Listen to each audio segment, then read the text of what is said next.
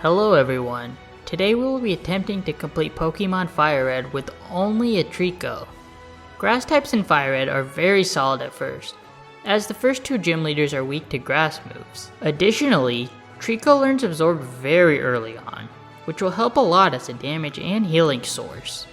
However, I do think Treecko will struggle immensely with Koga and his poison type team, but we'll see when we get there. The rules of this run are no items in battle, but held items are allowed, and I can only battle with Treecko. I chose to replace Bulbasaur with Treecko, so the rival gets the fire type Charmander. The first gym was easy as expected. The Geodude stood no chance against a Stab Absorb with its poor special defense, and went down in one hit. Onix was a little more bulky, tanking an Absorb, but its Rock Tomb did very little damage, and a second Absorb knocked it out. After the battle, I taught Treecko Rock Tomb so it could handle bug types and flying types. The 80% accuracy isn't ideal, but it's the best option we've got right now. Then I arrive at Cerulean City to challenge our rival. He starts off with Pidgeotto. I tried using Rock Tomb 3 times but missed 2 of them. 3 gusts was enough to knock me out, and I was not able to take down a single one of his Pokemon. I decided to challenge him again, and hoped for better accuracy luck. To no success. The Pidgeotto uses Sand Attack first turn, which lowers Rock Tomb's accuracy even further. One attempt I was able to knock out the Pidgeotto, but I was no match for the Charmander, who effortlessly defeated Treecko with Ember. After a few more failed attempts, I decided to challenge the Cerulean Gym before returning to the rival. First, Misty sent out Staryu and Treecko went for Absorb, which did about half. The Staryu used Harden, and a second Absorb knocked it out. Next is Starmie, and it continuously used Swift, which did about 20 damage. But Treecko used Absorb and was able to recover half of the damage he took, which avoided any real danger of losing the fight. After a few minutes, I knocked out the Starmie, giving us a second badge. Treecko gained a couple of levels after the gym fight, so I hope that is enough to beat the rival this time. I got incredibly lucky this attempt. I was able to land my first Rock Tomb, and the Pidgeotto went for Gust instead of Sand Attack. Treecko hit a second Rock Tomb in a row, and beat the Pidgeotto without any accuracy drops. Then came the Charmander, and I hoped Rock Tomb would hit again, and it did! That was 3 consecutive Rock Tombs without a miss. The Charmander went for Ember, but Treecko lived comfortably. A Pursuit knocked it out the following turn. Next came Abra, which do no attacking moves, so I was able to heal with Absorb. Finally, Rattata went down after a few Absorbs, and we can now head through Nugget Bridge. Rock Tomb was very nice to us in that fight. For the Ssn Rival fight, I was overleveled, but I still had to rely on Rock Tomb for Pidgeotto and Charmeleon.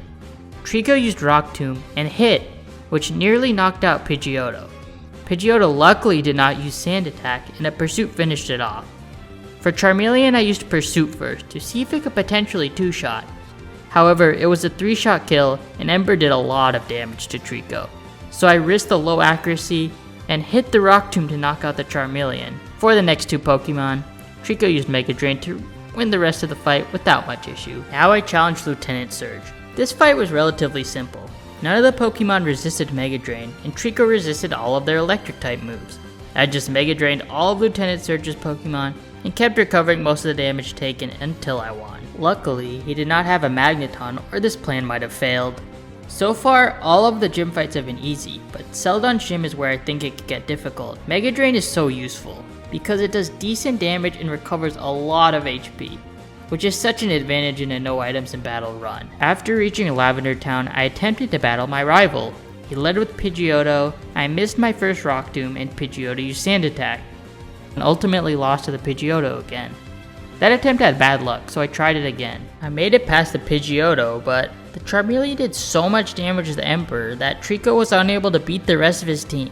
I decided to fight the rival later on after the Celadon Gym. I got the TM for Aerial Ace at Rock Tunnel, and Treecko could surprisingly learn it. With the revamped moveset, I challenged Erica. She started with Victory Bell, and I used Aerial Ace first turn, which did about half. The Victory Bell responded with Stun Spore.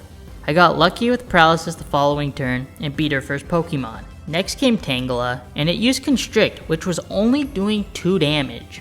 I took this time to get some free healing by using Mega Drain with Treecko to prepare for Vileplume. After a few minutes, the Tangela went down to the Mega Drain. Finally, Vileplume remained, which was faster than Treecko due to paralysis. The Vileplume used Acid and did a third of my HP, but my Aerial Ace did half.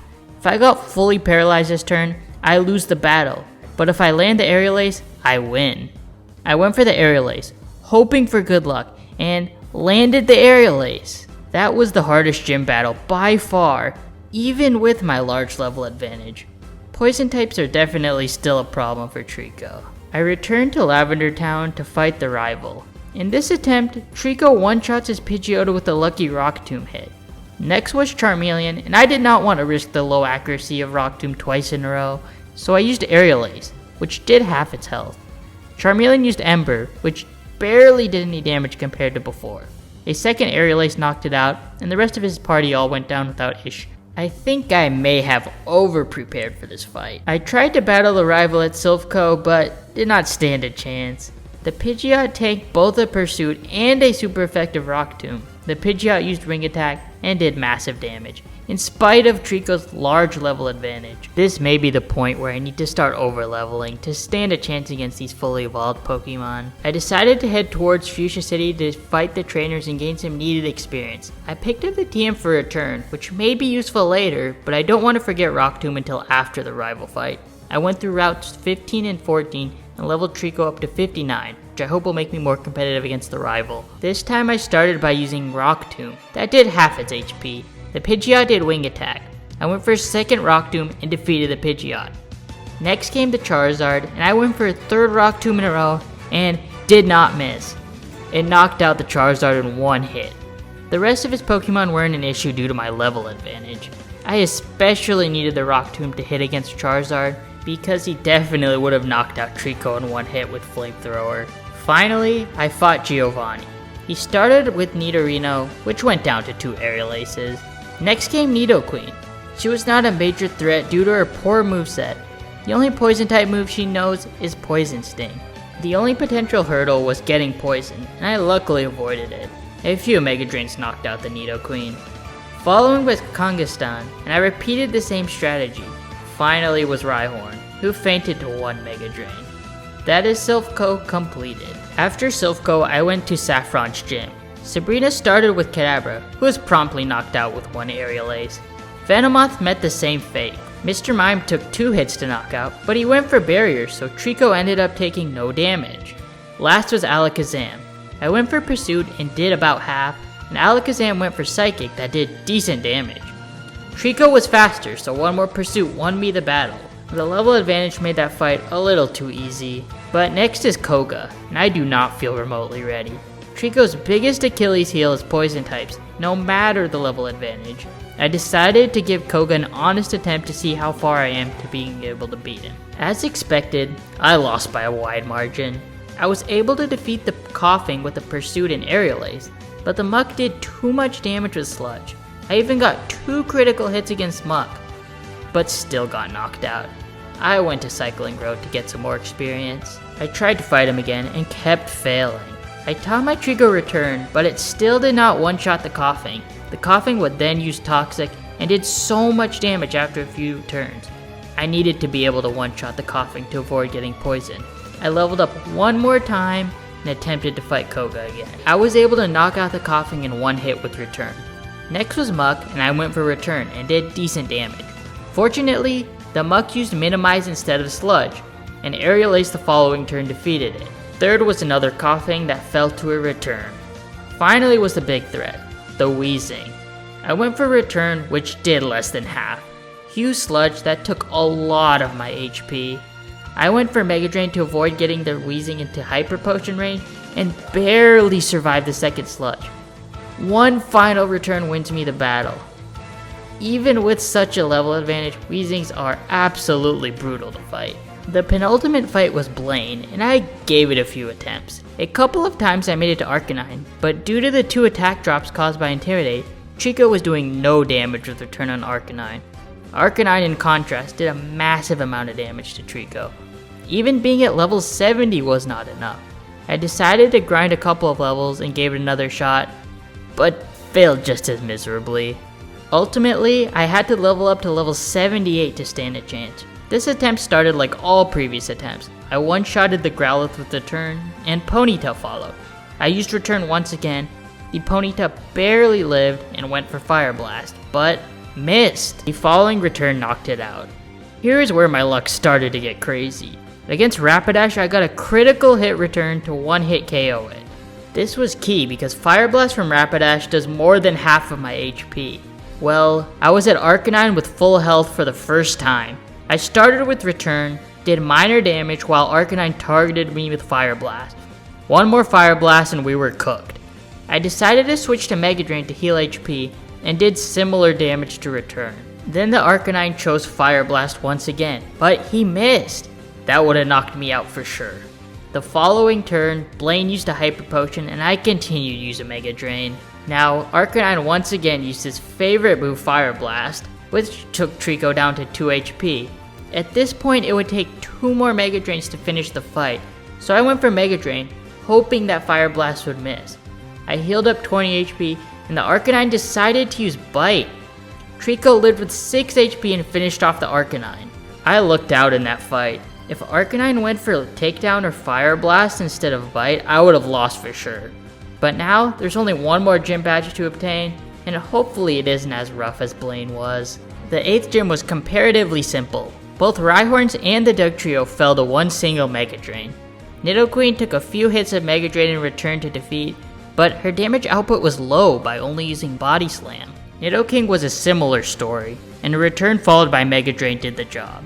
That gym was a nice change of pace to the countless attempts it took to beat Koga and Blaine. Then I fought the rival for the second to last time. The 2 hardest Pokemon were his first 2. Pidgeotto was a lead, and he was no match for 2 returns. Next was Charizard, his biggest threat. One Flamethrower would knock my Treecko out, especially with the previous damage taken from the Pidgeotto. So I had to hope that a Rock Tomb would take it out in one hit, which it did. I proceeded to knock out the remaining Pokemon and we won the fight. Then I headed through Victory Road and challenged the Pokemon League. First was Lorelei, and she started with Dugong. Dugong went for Hail instead of attacking, so I was able to knock it out in 2 hits without taking damage. Then came Slowbro, and after getting frozen for a few turns from an Ice Beam, I landed a critical hit Mega Drain and one-shot the Slowbro. Next was Lapras, her most bulky Pokemon. I started off with Return to see how much damage it would do, and was underwhelmed. Lapras went for Confuse Ray, so I had to hope for good luck with Confusion. The following turn I went for Mega Drain, but hit myself in Confusion. An Ice Beam nearly knocks me out, but the next turn I land the Mega Drain and finish off the Lapras. Jinx, with its poor physical defense, fell to 1 return. Last was Cloyster, who perished to a Mega Drain. Overall, a fairly simple fight. We won even though we got frozen. Second is Bruno, and his first Pokemon is Onix. 1 Mega Drain takes care of him. Next is Hitmonchan, and an Aerial Ace almost gets him to red HP. The Hitmonchan got a critical Rock Tomb, but it still didn't do much. Bruno used a full restore the following turn, and Aerial Ace followed by Mega Drain finished him off. Hitmonlee was very simple. 1 Aerial Ace took it down. Now came his ace, the Machamp. I went for Mega Drain to heal HP, and Machamp missed his Rock Tomb. I switched to Aerial Ace the following turn, and Machamp missed a second Rock Tomb. 1 final Aerial Ace knocked him out. Last was Onix, and he was just as easy as the first one. Bruno took a few attempts to beat. I was fortunate that Machamp didn't use Cross Chop and went for Rock Tomb instead. The first 2 Elite Four members weren't too bad. Agatha was a completely different story. Sludge Bomb with Arbok did so much damage, nearly one-shotting my over-leveled Treecko. I needed to level up some more. At level 90, I had no more success. Intimidate makes return basically worthless, and Mega Drain didn't do much either. I decided to change my strategy before returning to Agatha. Brute Force was not cutting it anymore. First, I caught 30 Pokemon to get the item finder so I could obtain the leftovers. Then, I taught Treecko Seismic Toss and Substitute. Substitute avoids status moves like Confusion and Sleep, and allows me to avoid taking damage from strong moves like Sludge Bomb. Seismic Toss is a more consistent damage option as it is unaffected by Intimidate. Okay, now I return to Agatha with a revamped moveset. She starts off with Gengar. This Gengar knows 3 status moves, so Substitute counters 75% of her moveset. I used Substitute and avoided getting poisoned by Toxic. After a few Aerial Aces, I defeated the Gengar with the Substitute intact. Next was Arbok, and I went straight for Seismic Toss, and did more than half. Arbok broke my Substitute with Sludge Bomb, but another Seismic Toss finished the Arbok off. Gengar followed, and I needed another Substitute. Gengar went for Hypnosis, and failed. Then the Gengar went for Sludge Bomb and broke my Substitute. I kept using Substitute, hoping that she would use Hypnosis again, and after a couple of turns, she did. I now had a window to start attacking again. A couple more Aerial Aces knocked the Gengar out. Golbat was a 2-shot with Seismic Toss, and Haunter fell to 2 Aerial Aces. Overall, the switch from Return to Seismic Toss definitely helped a lot. Time for the last Elite Four member, Lance. My goal for the Gyarados was to set up a substitute before the Aerodactyl was sent out. The Gyarados used Dragon Rage, but did not break the sub. However, a second Dragon Rage does destroy it. After many minutes and 5 substitutes, I knocked out the Gyarados with the substitute intact. Aerodactyl was second, and it went down with 2 Seismic Tosses. I needed the substitute to not take massive damage from Wing Attack. Dragonite was next, and I set up another substitute. Dragonite luckily went for Safeguard. Then, I went for Seismic Toss, and Dragonite broke the sub with Wing Attack. I thought I was gonna lose here, so I just went for another Seismic Toss, and Dragonite went for Hyper Beam, and I lived somehow. Since he had to recharge the following turn, Lance couldn't use a full restore and I knocked out the Dragonite. Finally were the 2 Dragonair, who didn't do much damage and went down easily. A few Mega Drains and Seismic Tosses later, and the Elite Four was now complete. One more fight left. Before the battle, I replaced Aerial Ace with a Giga Drain. The main reason I had Aerial Ace was for Agatha, so I don't really need it anymore. The champion starts with Pidgeot, and I used a substitute. Much like Gengar, 3 out of 4 of Pidgeot's moves are status inflicting. Pidgeot used Sand Attack, so I didn't lose my substitute. Then I went for Seismic Toss and did half. The champion decided to be nice and went for a second Sand Attack. A second Seismic Toss finished off one of his bigger threats. Next came Charizard, and Seismic Toss was my best option.